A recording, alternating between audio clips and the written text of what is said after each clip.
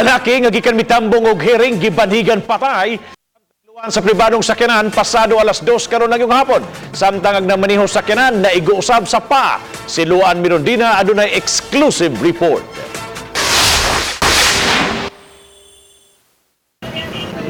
Naukay ang mga motorista sa ML Quezon National Highway, Barangay Paho, dihang gipusil kining usa ka pribadong sakyanan pasado alas 2 karong hapon.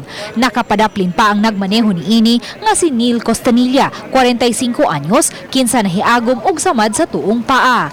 Apan nakabsan gayud sa kinabuhi ang sakay sa front seat nga si Irving Kerubin, 49 anyos, tungod sa mga samad pinusilan sa nagkadiyang bahin sa lawas. Base sa agi sa bala sa sakyanan, puntirya niini ang nagsakay sa front seat sa passenger side. Gikan mitambong sa hearing sa Lapu-Lapu City Hall of Justice si Kerubin, human ilang bigit sa gidiling drogas. Apan wa makamatikod ang igsuon sa biktima nga may nagsunod kanila ug nakurat na lang sila sa mga buto-buto sa armas. Kaya nga lagi na mo buto-buto lang sa kanang fireworks ba. Pero pag una, wa kay nako fireworks pa pag ikaduha, pag ikatulo, wa na ni ana namin kay naka-realize man ko nga bala siguro ni hapa me. Gikan sila sa Hall of Justice Lapu-Lapu.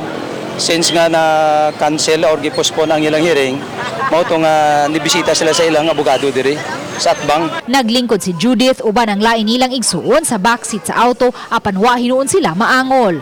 Wa usab masayod si Judith kung may death threat ba ang iyang igsuon. Siya pa'y pangutan-on, wa man. Pero siyempre, kuyawan magitag inana. Pero wa man kuno.